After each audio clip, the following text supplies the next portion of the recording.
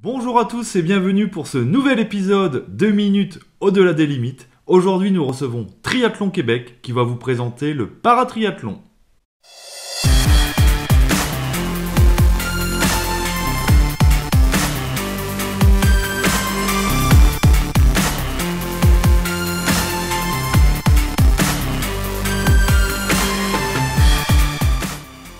Donc, le triathlon, c'est l'enchaînement de 3 disciplines qui est la natation, le vélo et la course.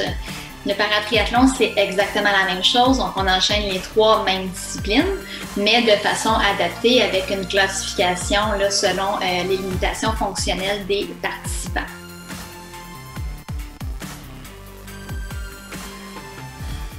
Donc, au niveau du matériel spécifique qu'on utilise en paratriathlon, on va parler premièrement de la natation.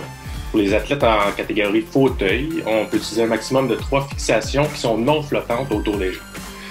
On peut aussi utiliser la cale, en autant qu'elle ne permette pas la flottaison ou la propulsion de l'athlète. Pour les athlètes en catégorie handicap visuel, l'athlète doit être attaché à un guide tout au long de l'épreuve avec l'aide d'une corde élastique réfléchissante qui est d'une longueur maximale de 150 cm. Au niveau du vélo maintenant, on a 4 types de vélos qui sont approuvés. Pour la catégorie fauteuil, bien sûr, on utilise le vélo à main, qui est un vélo à propulsion manuelle. Pour l'handicap visuel, on utilise le vélo tandem où le guide est positionné à l'avant de l'athlète. On peut aussi avoir un vélo adapté qui facilite la pratique en fonction du handicap de l'athlète. Il y a aussi le vélo tricycle qui permet aussi aux athlètes qui ont des problèmes au niveau de l'équilibre et qui ne peuvent pas utiliser, bien sûr, un vélo traditionnel. Donc, pour ce qui est de la course à pied, pour l'athlète qui a un handicap visuel, on utilise également une corde attachée à un guide, une corde non élastique qui est d'une longueur maximale de 50 cm. Et pour tous les autres paratriathlètes, on utilise le fauteuil de course qui, pour ceux évidemment qui ne peuvent pas courir. Alors voilà, c'est ce qui fait le tour pour le matériel.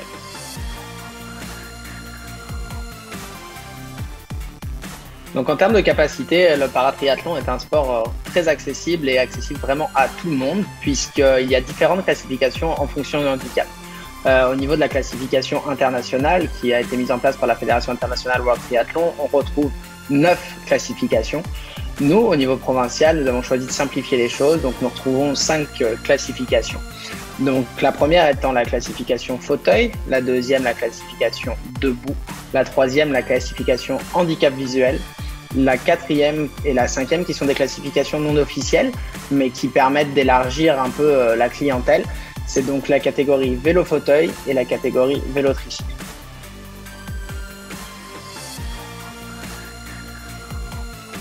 Donc, pour pratiquer le sport au Québec, ce qu'on conseille, c'est d'aller voir sur notre site Internet. On a un répertoire des entraîneurs et des clubs qui sont ouverts à encadrer du para. Pour ce qui est des compétitions, aussi sur notre site Internet, on a notre liste d'événements qui sont identifiés para.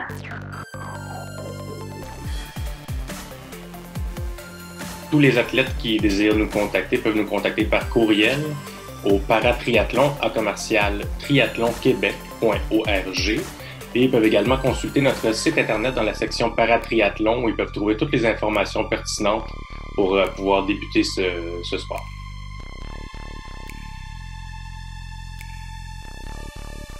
Donc pour terminer, on souhaitait vous dire que malgré l'image que parfois le triathlon peut renvoyer, c'est un sport très accessible.